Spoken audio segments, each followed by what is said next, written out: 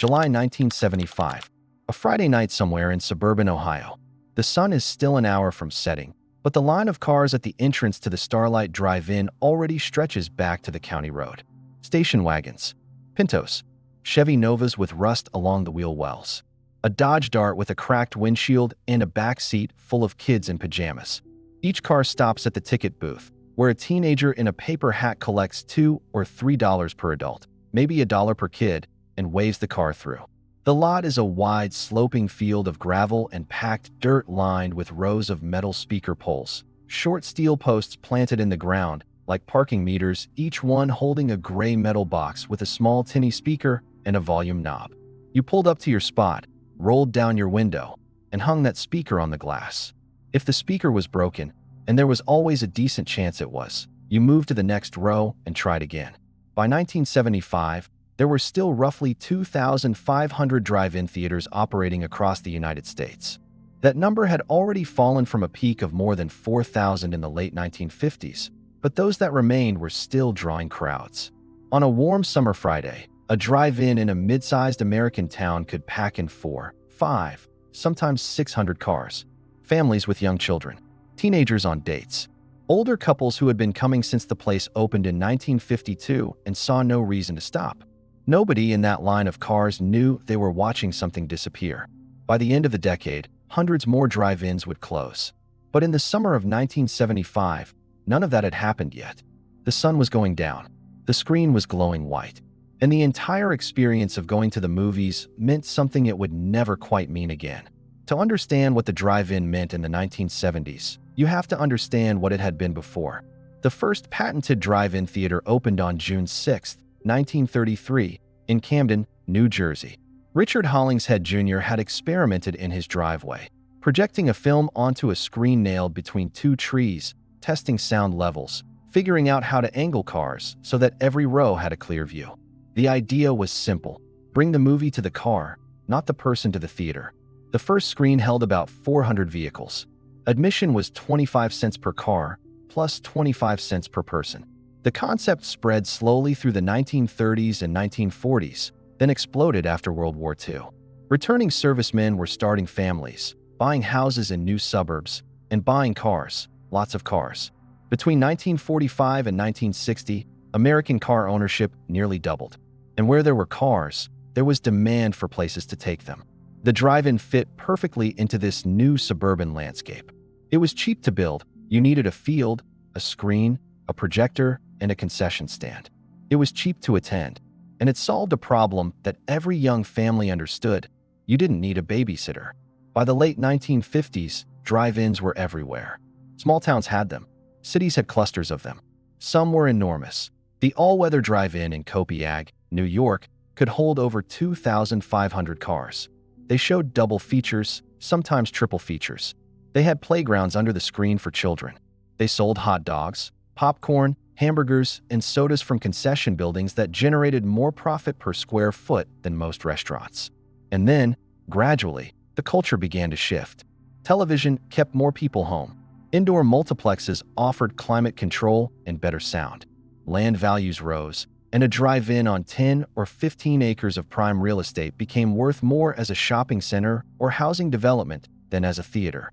The long, slow decline had already started by the time the 1970s arrived. But the drive-ins that survived into that decade, and there were still thousands of them, occupied a specific and irreplaceable place in American life. They weren't just movie theaters.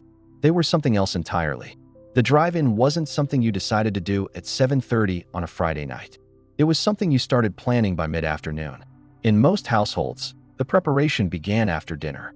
Kids were told to put on pajamas, not because anyone expected them to sleep, but because everyone knew they would. A mother packed a brown grocery bag with supplies, a roll of paper towels, a blanket, a bag of popcorn made on the stovetop, maybe a Tupperware container of cookies or a sleeve of Ritz crackers. A father checked the trunk for lawn chairs. Some families brought a small cooler with cans of soda or juice boxes, because concession stand prices, even at $1 or $2 per item, added up fast for a family of 5. The car itself was part of the preparation. Station wagons were the vehicle of choice: the Ford Country Squire, the Chevrolet Caprice Estate, the Oldsmobile Vista Cruiser with the raised glass panel in the roof. The back was folded flat, blankets were spread, and pillows were tossed in. This was the children's section. The parents sat in front. The kids sprawled in back. It was a living room on wheels. The drive to the theater was its own experience. Windows down in summer. The AM radio playing Casey Kasem's American Top 40 or a local country station.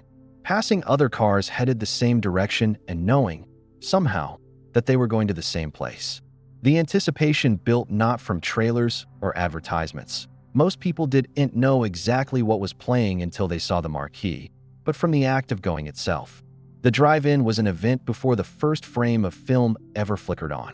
Arriving at a drive-in in the 1970s meant entering a world that operated by its own set of rules. First, the ticket booth. A small wooden or concrete structure at the entrance, usually staffed by a teenager or a middle-aged man who had worked there since the Eisenhower administration. Prices varied, but a typical family admission in the mid-1970s ran between $4 and $8 total.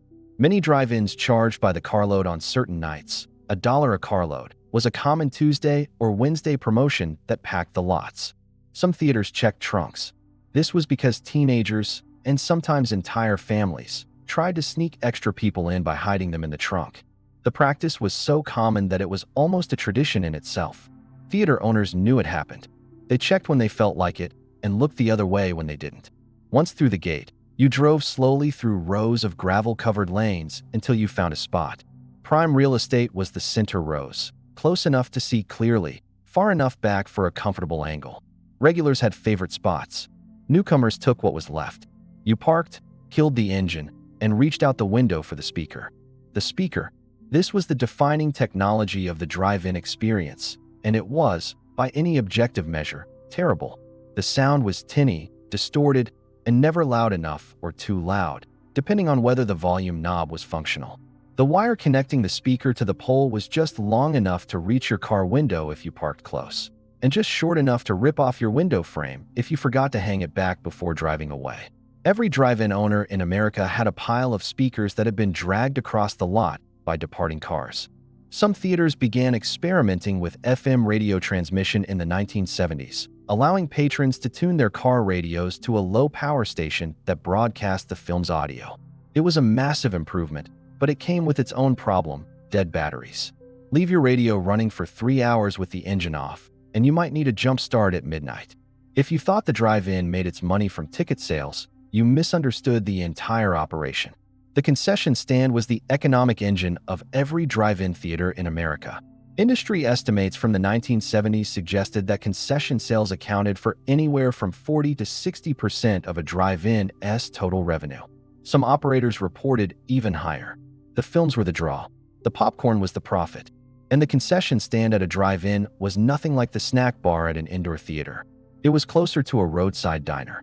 The menu typically included hot dogs, hamburgers, cheeseburgers, French fries, onion rings, pizza slices, nachos, popcorn in 3 sizes, candy bars, ice cream sandwiches, sodas, coffee, and, at some theaters, fried chicken or barbecue sandwiches. The smell carried across the entire lot. Grease and butter and salt and sugar, drifting through open car windows on a warm summer night. Between the first and second feature, the screen lit up with the intermission countdown, the famous "Let Us All Go to the Lobby" animated clip, or a locally produced version featuring dancing hot dogs and bouncing sodas. It was a commercial, but nobody minded. The intermission was part of the rhythm. Families piled out of cars. Kids ran toward the playground. A metal swing set, a merry-go-round, a slide, all planted in the dirt directly beneath the screen. Parents walked to the concession stand and stood in a line that could stretch 20 or 30 people deep. You came back with a cardboard tray loaded with food, balancing it across a dark parking lot while trying not to trip over speaker wires. That walk, the warm night air, the crunch of gravel, the glow of the screen above, the hum of 1,000 idling conversations, was as much a part of the drive-in experience as any film that played on it. The 1970s were a strange and remarkable decade for American cinema, and the drive-in was at the center of it. Major studios had discovered by the early 1970s that drive-ins were an effective distribution channel, particularly for genre films that might not fill seats in downtown theaters, but but could draw enormous crowds on a warm Saturday night. Horror films, action movies, car chase pictures, comedies, and exploitation films found their primary audience at drive-ins. Jaws played at drive-ins across America in the summer of 1975 and became one of the highest-grossing films in history. Smokey and the Bandit was practically built for the drive-in audience. Star Wars packed drive-in lots in 1977 just as thoroughly as it packed indoor theaters. But the drive-in also served as the primary venue for an entire ecosystem of B-movies and independent productions that would never have found an audience otherwise. Roger Corman's New World Pictures, American International Pictures, and dozens of smaller distributors produced films specifically for the drive-in circuit. Low-budget horror, science fiction, martial arts films, and comedies that played as second or third features on multi-film bills. A typical Friday night double feature might pair a major studio release with a lower-budget genre film. The first movie started at dusk, usually around 8:30 or 9 o'clock in summer, and the second began around 10:30 or 11 o'clock. Most families with young children never made it to the second feature. That was understood. The kids fell asleep in the back of the station wagon sometime during the first movie, wrapped in blankets, surrounded by popcorn crumbs and empty soda cups. The parents watched the rest from the front seat, the speaker crackling softly, the occasional headlights of a late arrival sweeping across the windshield. The second feature was for the teenagers. No honest account of the American drive-in can avoid this part. For teenagers in the 1970s, the drive-in was one of the few places in American life where you could be alone with someone without being in someone else's house. This was an era before malls stayed open until 10 p.m., before 24-hour restaurants became common in suburban areas, before the internet created virtual private spaces. A teenager with a car and a date had limited options on a Friday night: a diner, a bowling alley, a park that closed at sunset, or the drive-in. The drive-in was dark. It was semi-private. The movie provided a plausible reason for being there, even if nobody was watching it. Theater owners understood this and, for the most part, tolerated it. The back rows of the lot, farthest from the screen, hardest to see from the concession stand, were informally understood to be teenager territory. The phrases passion pit and the back row entered American slang for exactly this reason. Some theaters positioned their lots so that the last few rows were partially obscured by trees or hills. Whether this was intentional design or fortunate geography depended on who you asked. This social function, providing a space for young people to be together outside the supervision of parents, teachers, and neighbors, was one of the drive-in's most important and least discussed roles. It wasn't glamorous. It wasn't part of the marketing, but it was real, and nearly every American who was a teenager in the 1960s or 1970s understood it without anyone having to explain. And then, slowly and then all at once, the drive-ins began to close. The reasons were multiple and reinforcing. Rising land values made the real estate beneath drive-in theaters increasingly valuable for other uses. A drive-in on 15 acres near a growing suburb was sitting on land worth millions, far more than it could ever earn showing movies. When the owner retired or the lease came up, the math was straightforward. The screen came down. The speaker poles were pulled. A strip mall or apartment complex went up. Daylight saving time, extended in 1975 to 8 months as an energy-saving measure during the oil crisis, pushed sunset later into the evening, meaning first features couldn't start until 9 o'clock or even 9:30 in midsummer. For families with young children, that was too late. Attendance on weeknights dropped. The rise of the multiplex, indoor theaters with 6, 8, or 12 screens, climate-controlled, with stereo sound, offered a fundamentally better technical experience. VCRs, which began entering American homes in significant numbers by the late 1970s and exploded in the early 1980s, offered something even more powerful: the ability to watch a movie at home on your own schedule for the price of a rental. The economics stopped working. Ticket prices at drive-ins couldn't rise fast enough to cover costs because patrons saw the drive-in as a bargain alternative. Concession margins thinned as food costs rose. Insurance premiums increased. Equipment aged and became expensive to maintain or replace. Between 1975 and 1985, roughly 1,000 American drive-in theaters closed permanently. The ones that survived tended to be in rural areas, where land was cheaper and the nearest indoor theater might be 30 or 40 miles away. They hung on not because the business model worked, but because the community needed them and the owners loved them too much to quit. But here's the part that's hard to explain to anyone who never went. The drive-in wasn't really about the movie. It was about everything around the movie.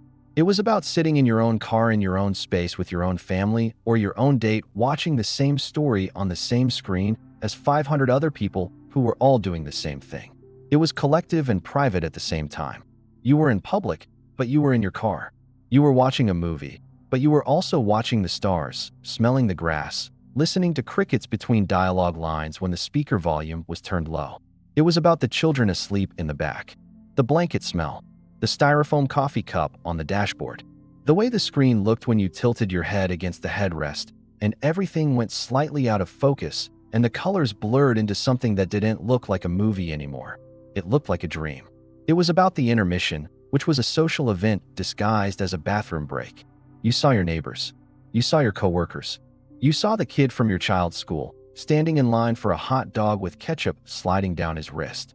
The drive-in was the town square after dark, and it was about the drive home, the quiet car, the sleeping children, the radio turned down to a murmur, the conversation between two parents who had spent the evening not talking about bills or leaking faucets or school conferences, but just sitting together in the dark, watching a story, sharing a bag of popcorn, being still. That experience, simple, analog, unplugged, communal, didn't survive the transition to multiplexes and home video. The movie survived. The experience didn't. Today, there are fewer than 300 drive-in theaters operating in the United States. Some experienced a brief resurgence during the COVID-19 pandemic, when outdoor entertainment was one of the few options available. People sat in their cars, watched movies on screens, and briefly remembered what it felt like. But the context is different now. The modern drive-in, where it exists, is a novelty, a retro attraction, a date-night curiosity. The 1970s drive-in was none of those things. It was infrastructure. It was part of the weekly routine. It was where families went on Friday nights because it was affordable, because the kids could wear pajamas, because you didn't need reservations or formal clothes or a babysitter. It was ordinary, and its ordinariness was exactly what made it extraordinary. Today, a family of 4 can stream a movie at home for $15 a month. The picture is perfect. The sound is perfect. The couch is comfortable. Nobody has to drive anywhere. Nobody has to hang a broken speaker on a car window or walk across a dark gravel lot carrying a tray of hot dogs. Everything about the modern experience is better by every measurable standard. The picture, the sound, the convenience, the comfort, everything except the feeling of being there. If you went to a drive-in in the 1970s, if you fell asleep in the back of a station wagon with a blanket that smelled like your grandmother's closet, if you ate popcorn from a brown paper bag while the speaker crackled on the window frame, if you played on the swings under the screen during intermission, if you snuck someone into the trunk and laughed about it for 30 years, if you remember the way the lot looked when you arrived, half empty, still light, and the way it looked when the first feature started, full, dark, glowing. If you remember the drive home, the quiet, the sleeping kids, the radio, the feeling that the evening had been exactly right. Even though you couldn't remember the name of the second movie and you spilled Coke on the seat and the speaker had been broken in the first row you tried. Drop a comment. Tell us which drive-in you went to. Tell us what town it was in. Tell us whether it's still there or whether it's a parking lot now. Tell us what you saw, what you ate, what you remember most. Because that screen is dark now, in most places. The lot is paved over. The speaker poles are gone. The playground is gone. The concession stand where a hamburger cost 75 cents and the coffee was always too hot. That's gone too. But the memory of pulling into that gravel lot on a summer night, rolling down the window, and watching the screen light up against a darkening sky, that's still yours. And nobody who was there has ever forgotten what it felt like.